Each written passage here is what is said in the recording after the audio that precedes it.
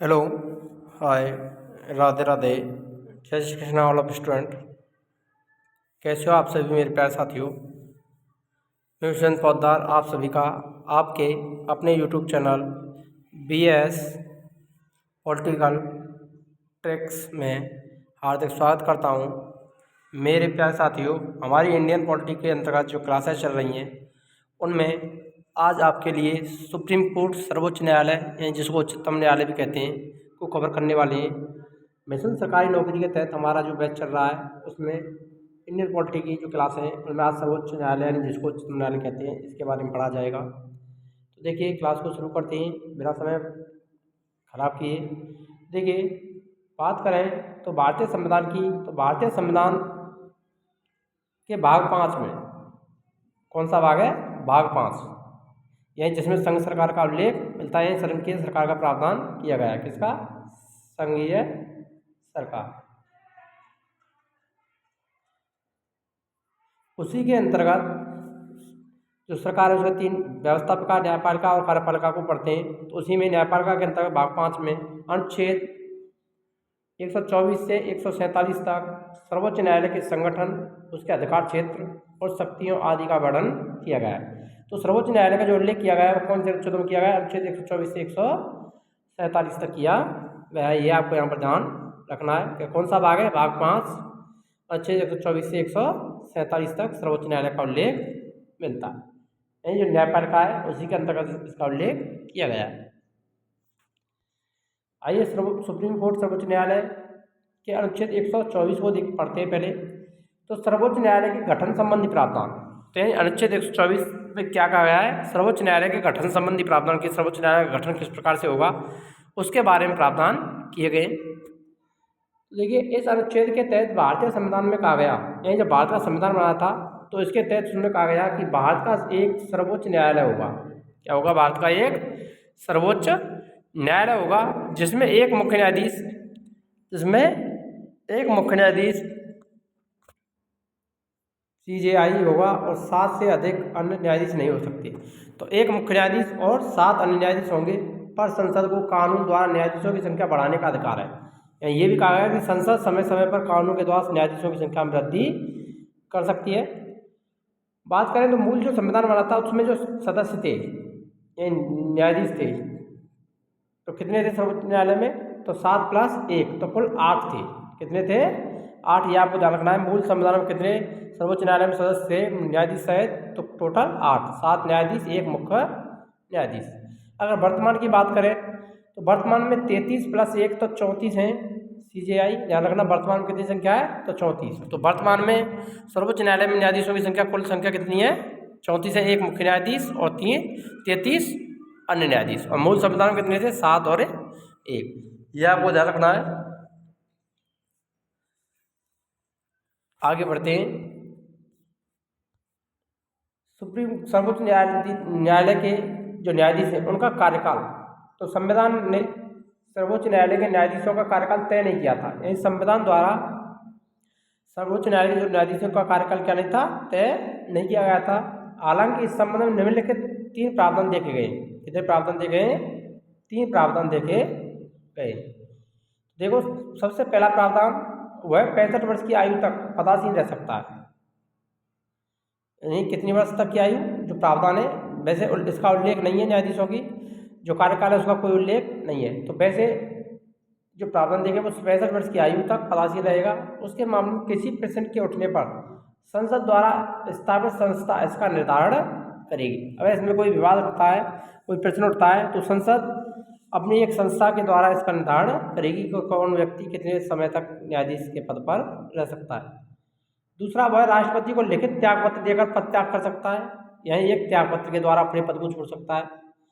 एक आयु कितनी हो सकती है उसकी? 65 वर्ष, एक त्याग पत्र के द्वारा। और संसद की सिफारिश पर राष्ट्रपति द्वारा उससे पद से हटाया जा सकता है। जब संसद अपने बहुमत के द्वारा जब महाभियोग लाया जाता है इस प्रकार राष्ट्रपति पर, ऐसे ही न्यायालय के जो न्यायाधीश है सर्वोच्च न्यायालय उसको महाभियोग की प्रक्रिया के द्वारा हटाया जा सकता है जब संसद उससे पारित कर दे।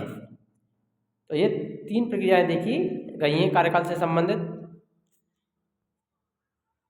न्यायाधीशों की नियुक्ति न्यायाधीशों की नियुक्ति राष्ट्रपति के द्वारा की जाती है। तो ध्यान रखना, न्यायाधीशों की नियुक्ति कौन करता है? भारत का राष्ट्रपति नियुक्ति करता है। और 1950 से 1993 तक, और 93 से वर्तमान तक ये स्थिति देखनी है यहाँ पर। 1950 से जब भारत का संविधान बना था, उसके बाद 1950 में यह सर्वोच्च न्यायालय का गठन किया था। कब हुआ था सर्वोच्च न्यायालय का गठन? 1950 में। तो सर्वोच्च न्यायालय कब अस्तित्व में आया था? 1950 में अस्तित्व में आ गया था। राष्ट्रपति के द्वारा मंत्रिपरिषद की सलाह पर नियुक्ति की जाती थी। यानी राष्ट्रपति के द्वारा किससे सलाह ली जाती थी? मंत्रिपरिषद से, और उसके आधार पर नियुक्ति की जाती थी। कब से? 1950 से 1993। लेकिन 1993 के जो बाद की जो व्यवस्था है वो कॉलेजियम प्रणाली, कौन सी व्यवस्था अपनाई गई? कॉलेजियम प्रणाली अपनाई गई। तो कॉलेजियम प्रणाली के द्वारा ही वर्तमान में न्यायाधीशों की नियुक्ति की जाती है। तो 1993 से वर्तमान तक राष्ट्रपति के द्वारा कॉलेजियम के सलाह पर न्यायाधीशों की नियुक्ति की जाती है। तो 1993 से कॉलेजियम प्रणाली को अपनाया गया है। कॉलेजियम व्यवस्था में 1+4 न्यायाधीश, यानी एक मुख्य न्यायाधीश और 4 अन्य न्यायाधीश शामिल होते हैं। तो यानी कुल कितने सदस्य होंगे? इसमें 5 सदस्य होते हैं। कितने होते हैं? 5 होते हैं। लेकिन इस कॉलेजियम प्रणाली है, इसको भी न्यायालय में उचित ठहराने के लिए, यानी इस व्यवस्था को समाप्त करने के लिए भी एक समय पर एक विधेयक लाया गया था। तो देखिए वो विधेयक कौन सा था, उसको भी बताते हैं यहाँ पर। तो वो विधेयक था 99वां संविधान संशोधन। कौन सा विधेयक था? 99वां। कौन सा? 99वां संविधान संशोधन। कौन सा संविधान था? 99वां संविधान संशोधन था, जो कि NJAC national judicial appointment commission, राष्ट्रीय न्यायिक नियुक्ति आयोग को 16 अक्टूबर 2015 को उच्च न्यायालय में न्यायाधीशों की संविधान पीठ ने राष्ट्रीय न्यायिक नियुक्ति आयोग को कानून का संवैधानिक दर्जा दिया गया था। यानी इस व्यवस्था को अपनाया जा रहा था, कॉलेजियम प्रणाली की जगह पर राष्ट्रीय न्यायिक नियुक्ति आयोग का गठन किया जाना था 99वें संविधान संशोधन के द्वारा, लेकिन इसको आयोग ठहरा दिया गया। तो अब जो प्रणाली अपनाई गई है वो कौन सी है? कॉलेजियम प्रणाली के आधार पर ही न्यायाधीशों की नियुक्ति की जाती है। ये ध्यान रखना, ये लाया गया था इसके स्थान पर। इसको कॉलेजियम प्रणाली को समाप्त करने के लिए राष्ट्रीय न्यायिक नियुक्ति आयोग का गठन किया गया था, जिसमें 6 सदस्य थे। कितने सदस्य थे? 6 सदस्य।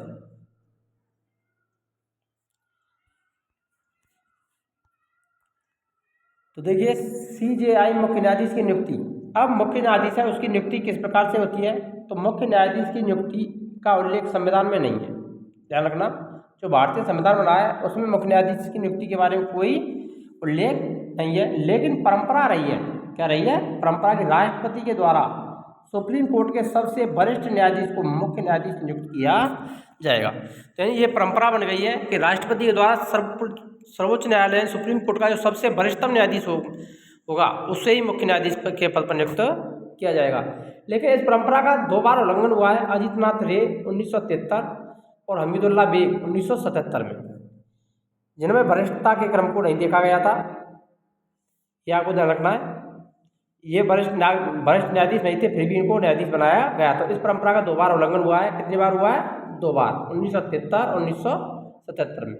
1973 में अजितनाथ रे को और हमीदुल्ला बेग को 1977 में मुख्य न्यायाधीश बनाया गया था।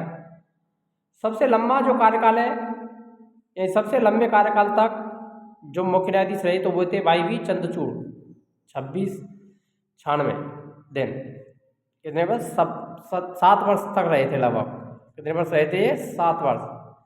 और सबसे कम सर्वोच्च न्यायालय के जो न्यायाधीश रहे हैं पद पर तो कमल नारायण सिंह, 17 दिन। कितना कार्यकाल था इनका? 17 दिन का। ये भी आपको नोट रखना है कि सर्वाधिक कार्यकाल तक मुख्य न्यायाधीश YV चंद्रचूड़, और सबसे कम कार्यकाल किसका रहा है? कमल नारायण सिंह का। अगर बात करें तो वर्तमान में मुख्य न्यायाधीश तो जो मुख्य न्यायाधीश हैं वो संजीव खन्ना, कौन से? 91वें मुख्य न्यायाधीश हैं। इनका जो कार्यकाल है वो 23 मई 2025 को समाप्त होगा। ये आपको ध्यान रख लेना है, मोस्ट इंपोर्टेंट है कि वर्तमान मुख्य न्यायाधीश कौन है? तो संजीव खन्ना है, जो कि 91वें मुख्य न्यायाधीश हैं। इनका कार्यकाल 13 मई 2025 को समाप्त हो रहा है। यदि आप चैनल पर नए हैं तो चैनल को सब्सक्राइब करना ना भूलें और वीडियो को लाइक करें, अधिक से अधिक शेयर करें। यहाँ पर आपके लिए जो क्लासेज मिल रही हैं वो आपके लिए निःशुल्क ओनली ऑन यूट्यूब चैनल पर ही पॉलिटिकल की सारी क्लासेज हमारी उपलब्ध रहेंगी।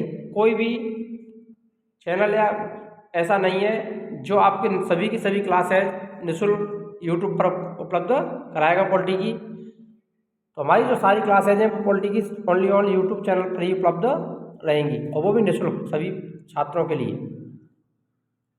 तो अधिक से अधिक वीडियो को शेयर करें और चैनल को सब्सक्राइब करना ना भूलें। देखिए, न्यायाधीशों को हटाने की जो प्रक्रिया है, हमने पहले ही बताया था कि कौन सी प्रक्रिया के द्वारा हटाया जाता है, महाभियोग। कौन सी प्रक्रिया है, महाभियोग।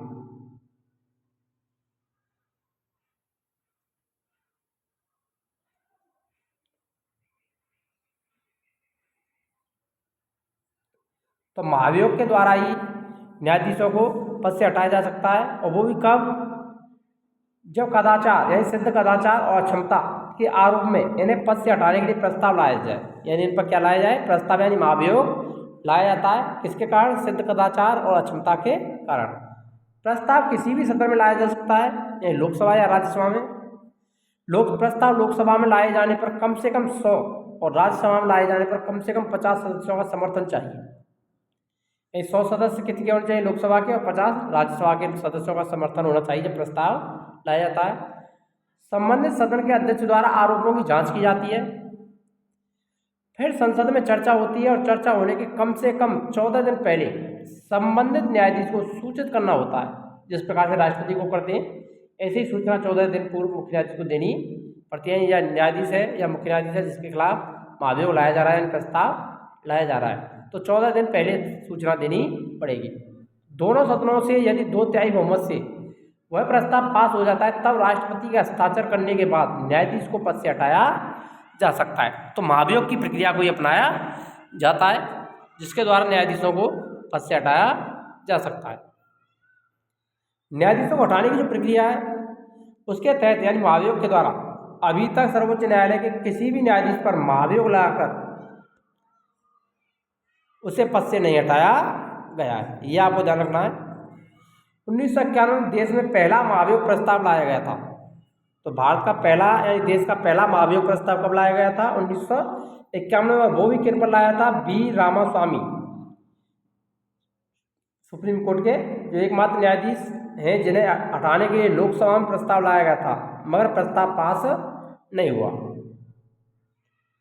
दीपक मिश्रा एससी सुप्रीम कोर्ट के एकमात्र ऐसे न्यायाधीश हैं जिन्हें हटाने के लिए प्रस्ताव राज्यसभा में लाया गया। कहाँ पर, राज्यसभा। रामास्वामी के खिलाफ कहाँ पर लाया गया था, लोकसभा में, और दीपक मिश्रा के खिलाफ कहाँ पर लाया गया था, राज्यसभा में, और सभापति ने उसे खारिज कर दिया। और इनके दीपक मिश्रा के खिलाफ जो महाभियोग प्रस्ताव है वो कब लाया था, 2018 में लाया गया था, ये भी आपको ध्यान रखना है। तो 2 ऐसे मुख्य न्यायाधीश हैं जिनके खिलाफ महाभियोग का प्रस्ताव लाया गया था, बी रामास्वामी लोकसभा में और दीपक मिश्रा राज्यसभा में। अनुच्छेद 125 न्यायाधीशों के वेतन और भत्तों का उल्लेख किया गया है। तो अनुच्छेद 125 का न्यायाधीशों के वेतन भत्ते। तो सर्वोच्च न्यायालय के न्यायाधीशों को भारत की संचित निधि से वेतन दिया जाएगा।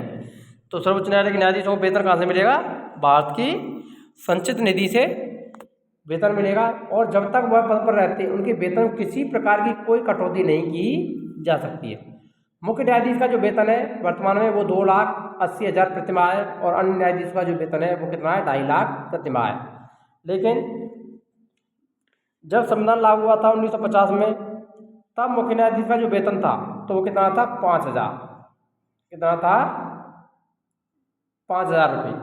संविधान लागू होने के समय 5,000 रुपये मुख्य न्यायाधीश का, और अन्य न्यायाधीशों का जो वेतन था वो कितना था, 4,000 रुपये। ये आपको ध्यान रख लेना, मोस्ट इंपोर्टेंट है।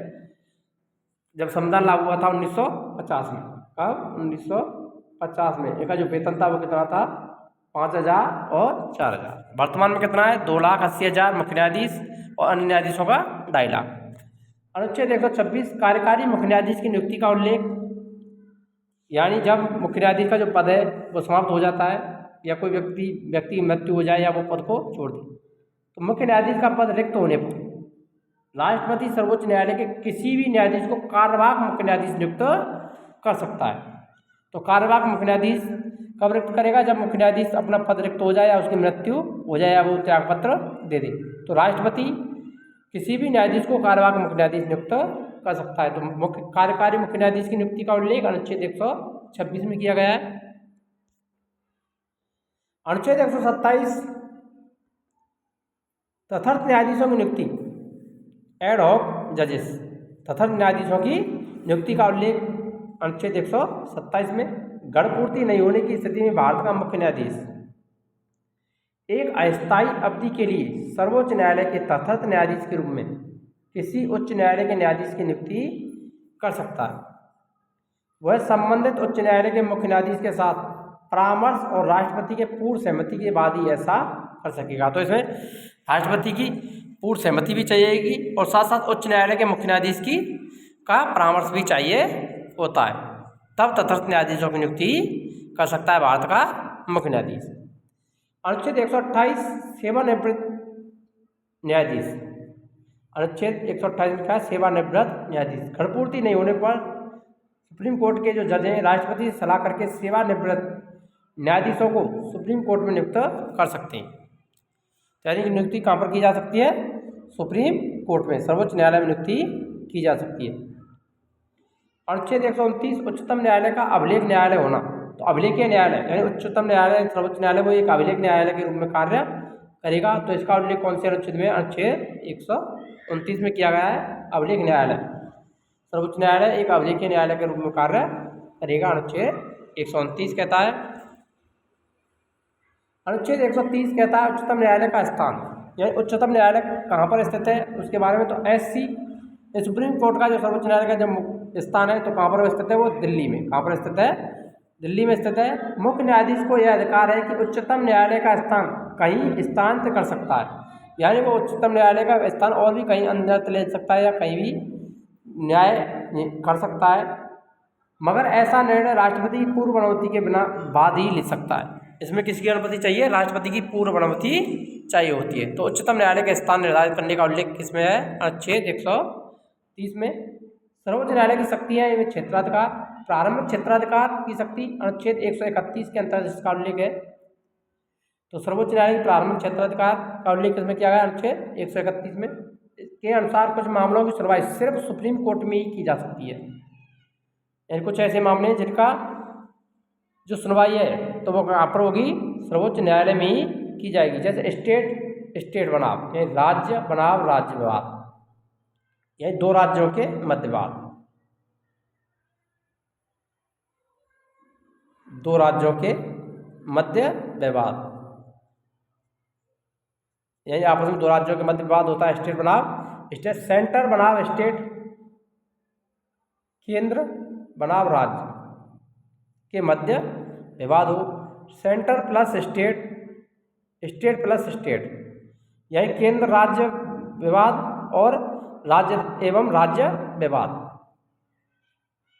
राज्य एवं राज्य विवाद, यानी दो राज्यों के मध्य विवाद। पहला दो राज्यों के मध्य, दूसरा राज्य और केंद्र के मध्य विवाद, तीसरा केंद्र राज्य विवाद एवं राज्य के मध्य विवाद। तो ये तीन परिस्थितियां हैं जो कि प्रारंभिक क्षेत्राधिकार के अंतर्गत आती हैं, किसके? सर्वोच्च न्यायालय की। तो इनसे संबंधित जो विवाद है उनका फैसला कौन करेगा? सर्वोच्च न्यायालय ही करता है। नेक्स्ट देखिए, आगे बढ़ते हैं। अनुच्छेद 132, अनुच्छेद 132, अनुच्छेद 132 कहता है अपीलीय अधिकार, अपीलीय क्षेत्राधिकार, यानी सर्वोच्च न्यायालय का अपीलीय क्षेत्राधिकार का उल्लेख अनुच्छेद 132 में किया गया है। इसके अंतर्गत देश का सबसे बड़ा अपीलीय न्यायालय कौन होगा? सर्वोच्च न्यायालय ही होगा। इसे भारत के सभी उच्च न्यायालयों के निर्णयों के विरुद्ध अपील सुनने का अधिकार है। ये भारत के जितने भी उच्च न्यायालय उनके निर्णयों के विरुद्ध अपील कौन सुनेगा? सर्वोच्च न्यायालय सुनेगा। इसके अंतर्गत तीन प्रकार आते हैं: संवैधानिक मामले, दीवानी मामले, फौजदारी मामले और विशेष इजाजत से अपील। इसे 44वें संविधान संशोधन द्वारा जोड़ा गया। अब जोड़ा गया था 44वां संविधान संशोधन,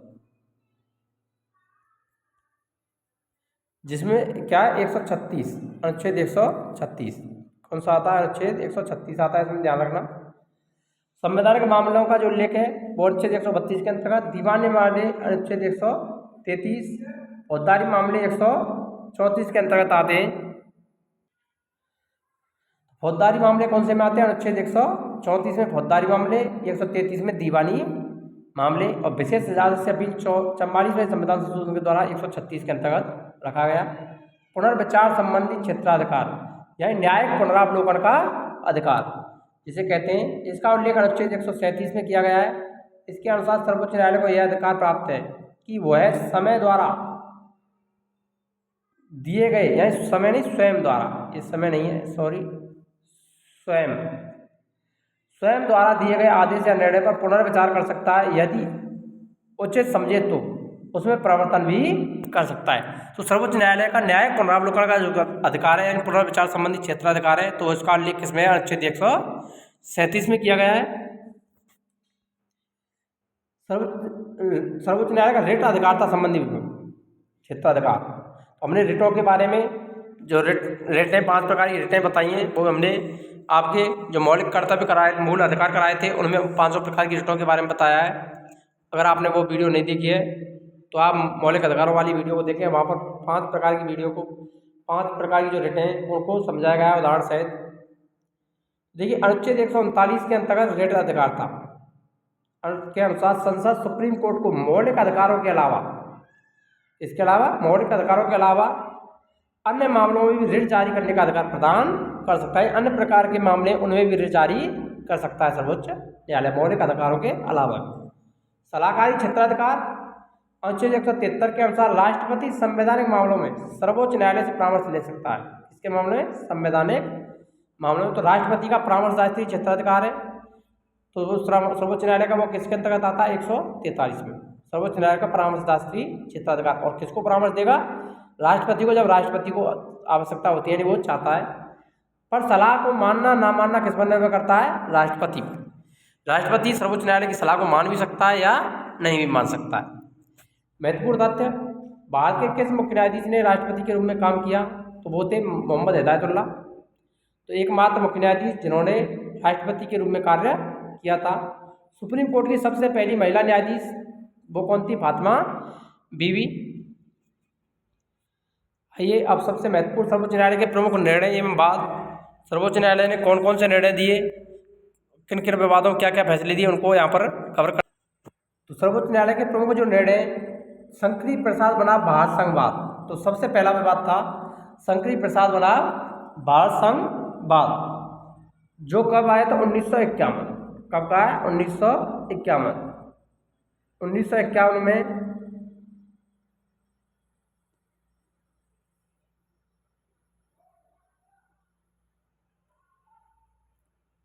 1951 में सर्वप्रथम शंकरी प्रसाद बनाम भारत संघ मामले में यह प्रश्न उठा था कि संसद मूल अधिकारों को संशोधित कर सकती है या नहीं।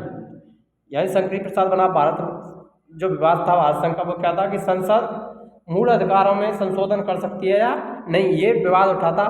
तो इस विवाद में सर्वोच्च न्यायालय ने निर्णय दिया था कि अनुच्छेद 368, कौन सा? अनुच्छेद 368, किसमें? इसमें उल्लेख में था संविधान संशोधन का। तो अनुच्छेद 368 में निहित प्रक्रिया के अनुसार संविधान को संशोधित दर विधि संबंधी नहीं है, यानी संविधान जो संशोधन है, संविधान में संशोधन विधि सम्मत नहीं है, इसीलिए संविधान में संशोधन कर सकती है। तो किसे संविधान में संशोधन का अधिकार किसको दिया गया था? शंकरी प्रसाद भारत संघवाद में संविधान संशोधन, किसका? संविधान संशोधन कौन कर सकती है? संसद। तो संसद को संविधान में संशोधन करने का अधिकार दिया गया था। किस बात में दिया गया था? शंकरी प्रसाद बनाम भारत संघवाद में।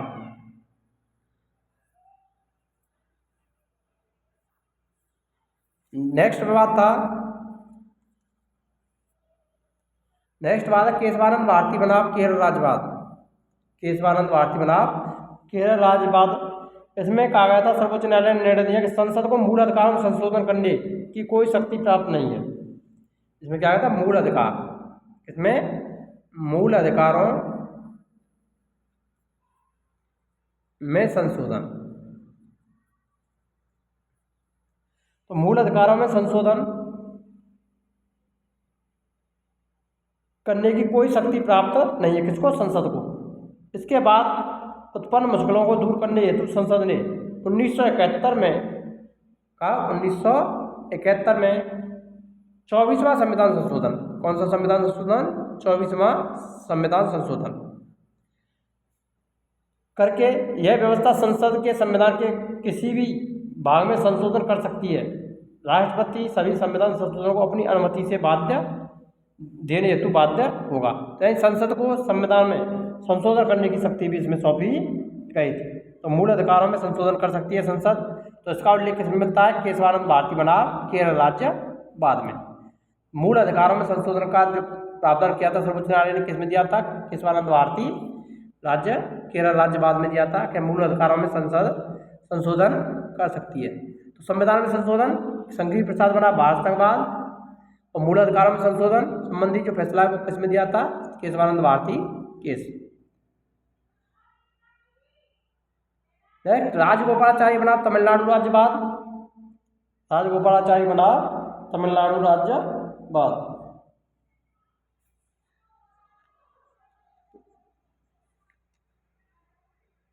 देखिए, अरे सॉरी, केशवानंद भारती बाद को करा दिया था हमने आपके लिए।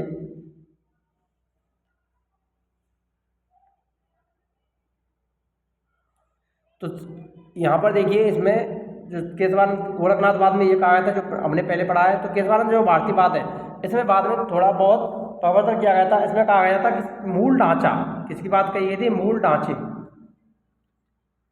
ढांचे में संशोधन की बात इसमें की गई थी कि मूल ढांचे में संसद क्या नहीं कर सकती है, संशोधन नहीं कर सकती है। तो ये अंतर आया था गोरखनाथ और केशवानंद भारती। आप दोनों को ही विवादों को जोड़ करके पढ़ना है। गोरखनाथ केस में संविधान संशोधन का अधिकार दिया गया था संसद को, लेकिन केशवानंद जो भारती केस था उसमें कहा गया था कि संसद मूल ढांचे में परिवर्तन नहीं कर सकती है। ये आपको ध्यान रखना है। राजगोपालाचारी बना भारत संघवाद, राजगोपालाचारी बना भारत संघवाद। तो इसमें कहा गया था 1994 में 1994 का केस है ये। राजगोपालाचारी बना तमिलनाडु राज्यवाद 1994। सरकार के पास विधि के अंतर्गत ऐसा कोई कानूनी प्रावधान नहीं, यानी सरकार के पास में विधि यानी कानून के तहत ऐसा कोई भी प्रावधान नहीं होगा जिसके द्वारा वह स्वयं के या अपने अधिकारियों के विरुद्ध किसी भी प्रकाशन को मानहानि का नाम देकर प्रकाशन पूर्व रोक सके। यानी प्रकाशन को रोकना, इसमें क्या कहा था, प्रकाशन को रोकना।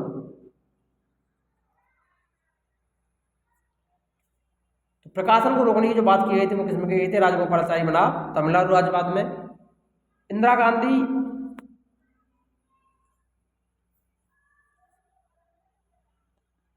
गांधी नेहरू बना राजनारायणवाद, इंदिरा नेहरू गांधी बना राजनारायणवाद। इसमें सर्वोच्च न्यायालय ने संविधान के आधारभूत ढांचे की अवधारणा को मान्यता दी थी। क्या मान्यता दी, संविधान के आधारभूत ढांचा, संविधान के आधारभूत ढांचे की अवधारणा को इसमें मान्यता दी गई थी। किसमें, इंदिरा नेहरू गांधी बना राजनारायणवाद में सर्वोच्च न्यायालय संविधान के आधारभूत ढांचे की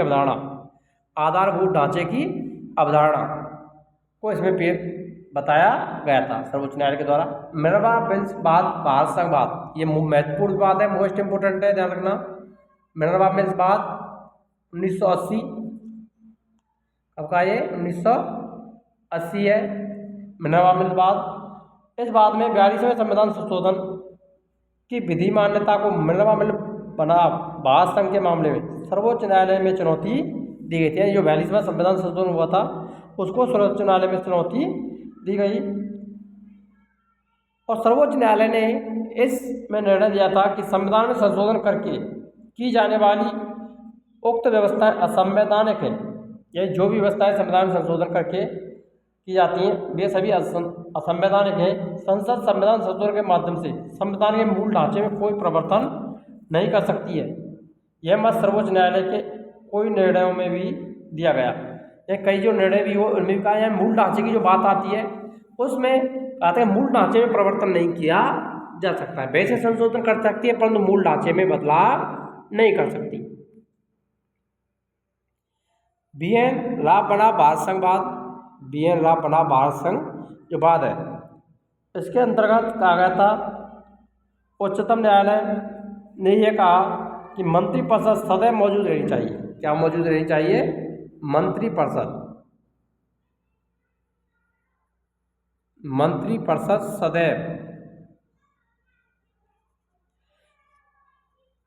सदैव मौजूद रहनी चाहिए। यह कार्यकारी सरकार कोई भी वित्तीय या नीतिगत निर्णय नहीं ले सकती।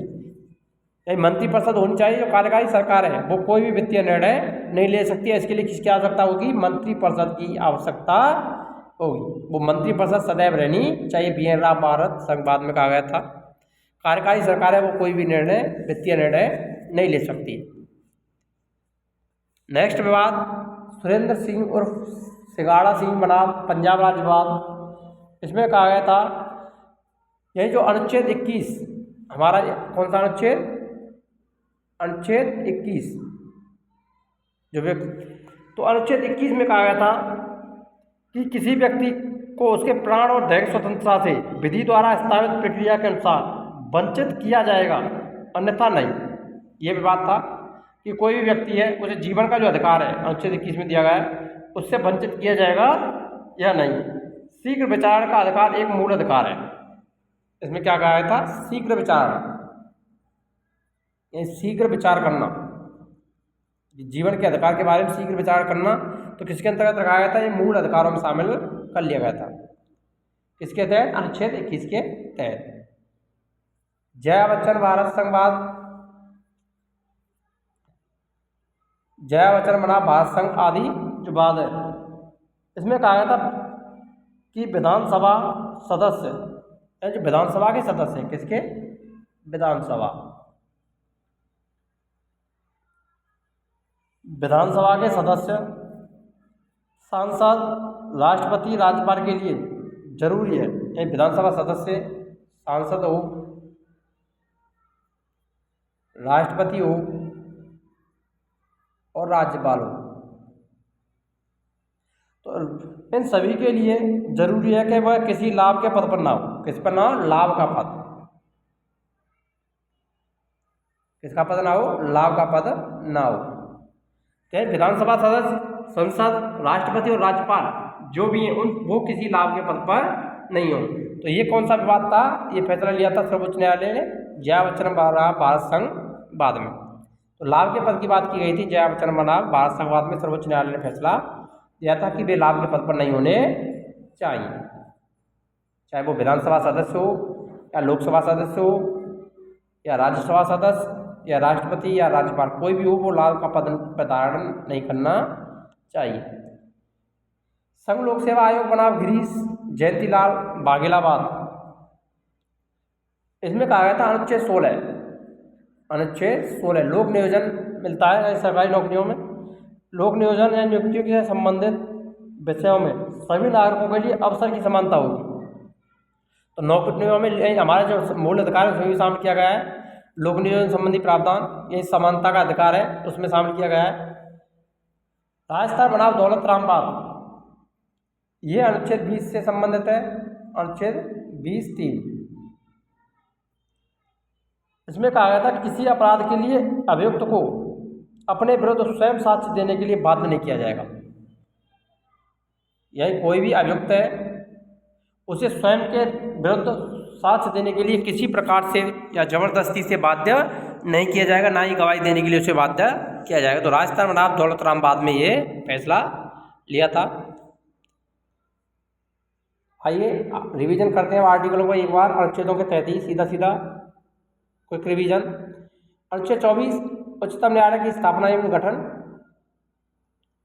अनुच्छेद 25 न्यायाधीशों के वेतन भत्तों का उल्लेख। अनुच्छेद 126 कार्यकारी मुख्य न्यायाधीश की नियुक्ति संबंधी प्रावधान।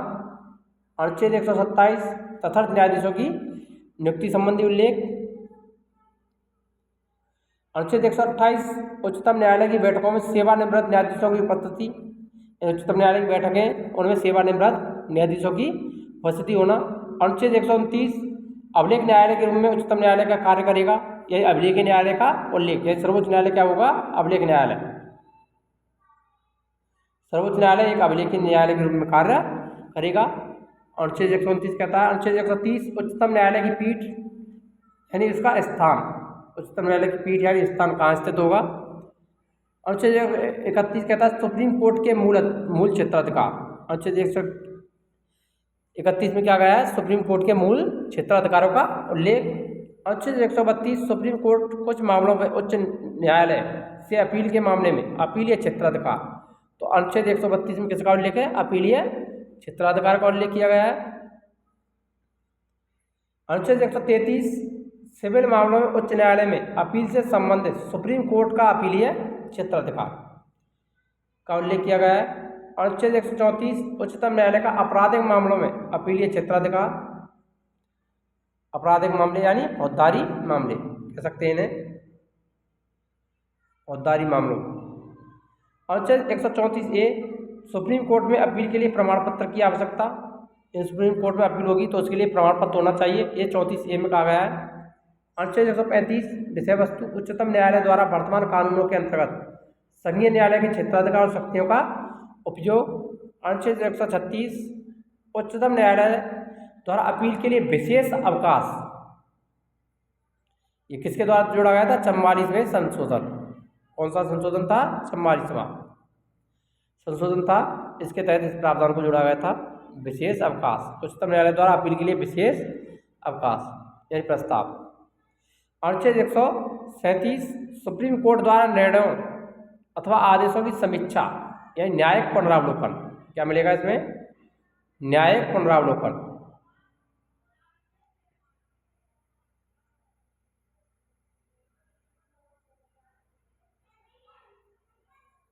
न्यायिक पुनरावलोकन का अधिकार सर्वोच्च न्यायालय का किसमें? अनुच्छेद 137 के अंतर्गत। अनुच्छेद 138 सुप्रीम कोर्ट के अधिकार क्षेत्रों में वृद्धि, सुप्रीम कोर्ट के अधिकार क्षेत्रों में वृद्धि की गई है। अनुच्छेद 138। अनुच्छेद 139 कुछ चुनिंदा विषयों पर उच्चतम न्यायालय को रिट जारी करने की शक्ति, यानी कुछ चुनिंदा विषयों पर रिट जारी करने की शक्ति। तो 5 प्रकार की रिट उच्च न्यायालय जारी कर सकता है। तो रिट जारी करने की शक्ति किस कहाँ पर है? अनुच्छेद 139। अनुच्छेद 139A कुछ मामलों का स्थानांतरण, यानी कुछ मामलों को सर्वोच्च न्यायालय अपने अधीनस्थ न्यायालय को स्थानांतरित कर सकता है। इसका उल्लेख अनुच्छेद 139 में कहा गया है। अनुच्छेद 140 सुप्रीम कोर्ट की सहायक शक्तियाँ। अनुच्छेद 141 सुप्रीम कोर्ट द्वारा घोषित सभी न्यायालयों पर लागू होना, यानी सुप्रीम कोर्ट द्वारा जो कानून घोषित किया जाता है तो वो सभी न्यायालयों पर लागू होता है। उसके जो फैसले हैं वो साक्ष्य के रूप में रखे जाते हैं। अनुच्छेद 142 सुप्रीम कोर्ट के आदेशों को गवाह की तरह भविष्य में इस्तेमाल किया जाएगा। आगे ना वही बात। अनुच्छेद 142 कहता है सुप्रीम कोर्ट ने अगर किसी फैसले में कोई फैसला दिया है तो उसे गवाह यानी साक्ष्य के रूप में रखा जाता है। वो अभिलेख यानी लिखे हुए रखे जाते हैं, उनको साक्ष्य के रूप में गवाह की तरह प्रस्तुत किया जाता है। अनुच्छेद 143 राष्ट्रपति का सुप्रीम कोर्ट से परामर्श, यही परामर्श दात्री क्षेत्राधिकार सर्वोच्च न्यायालय का परामर्श दात्री क्षेत्राधिकार राष्ट्रपति को। 143 महत्वपूर्ण ध्यान रखना। अनुच्छेद 144 सिविल न्यायिक अधिकारियों को सुप्रीम कोर्ट की सहायता के लिए कार्य करना, सिविल और न्यायिक अधिकारी हैं उनको सुप्रीम कोर्ट की सहायता के लिए कार्य करने का प्रावधान। अनुच्छेद 145 अदालत के नियम आदि का उल्लेख किया गया है। अनुच्छेद 147 सुप्रीम कोर्ट के अधिकारियों और कर्मचारियों का खर्च। अनुच्छेद 147 सर्वोच्च न्यायालय की व्याख्या की गई है। तो ये महत्वपूर्ण अनुच्छेद थे जो हमने एक बार रिवीजन फिर से कर लिया। इनका महत्वपूर्ण अनुच्छेदों के तहत क्या क्या प्रावधान है। आइए अब प्रीवियस ईयर एग्जाम के क्वेश्चन हैं उनको हल करते हैं। भारतीय संविधान के किन अनुच्छेदों में सुप्रीम कोर्ट से संबंधित प्रावधान देखने को मिलते हैं? 12 से 35, 124 से 147, 152 से 168, 52 से 82। जल्दी से जल्दी कमेंट कीजिए मेरे प्यारे साथियों, इसका राइट आंसर क्या रहेगा? तो अनुच्छेद सुप्रीम कोर्ट संबंधी प्रावधान अनुच्छेद 124 से 147 तक देखने को मिलते हैं। बी वाला ऑप्शन सही रहेगा। सर्वोच्च न्यायालय के मुख्य न्यायाधीश के पद पर सर्वाधिक लंबी अवधि तक कौन पदस्थ रहा? तो सबसे लंबा कार्यकाल किस न्यायाधीश का था? मुख्य न्यायाधीश का। तो वाई भी चंद्रचूड़। डी वाला ऑप्शन यहाँ पर राइट रहेगा।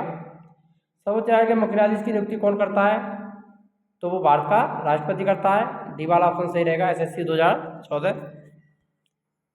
किसे संविधान का संरक्षक माना जाता है? राष्ट्रपति, सुप्रीम कोर्ट, प्रधानमंत्री, उपराष्ट्रपति। तो संविधान का संरक्षक सर्वोच्च न्यायालय सुप्रीम कोर्ट को कहा जाता है। सी वाला ऑप्शन राइट रहेगा यहाँ पर। सुप्रीम कोर्ट के गठन के समय सुप्रीम कोर्ट में कितने न्यायाधीश थे? जब सुप्रीम कोर्ट का गठन हुआ था तो मूल था, उसमें कितने सदस्य थे? तो 7 + 8, 1 बराबर कितने थे? 8 कुल न्यायाधीश थे। वर्तमान कितने हैं? 34, 33 + 1। भारत के सर्वोच्च न्यायालय का एक न्यायाधीश कितनी उम्र तक अपने पद पर बना रह सकता है? 65 वर्ष। कितने वर्ष तक रह सकता है? 65 वर्ष। और उच्च न्यायालय का कितने रहेगा? 62 वर्ष। ये भी आपको ध्यान रखना, आगे पढ़ाएंगे हम उच्च न्यायालय को, उसमें आपके लिए अलग से वीडियो आएगी उच्च न्यायालय के लिए। उच्चतम न्यायालय के न्यायाधीशों की संख्या में वृद्धि करने की शक्ति किसके पास होती है? तो वो संसद के पास में होती है। सर्वोच्च न्यायालय में न्यायाधीश नियुक्त करने के लिए व्यक्ति को कम से कम कितने वर्ष उच्च न्यायालय का एडवोकेट होना चाहिए? तो वो 10 वर्ष का उसके पास अनुभव होना चाहिए। बी वाला ऑप्शन राइट हो जाएगा। उच्चतम न्यायालय की सबसे पहली महिला न्यायाधीश कौन थी? तो वो फातिमा बीबी। सी वाला ऑप्शन राइट रहेगा यहाँ पर।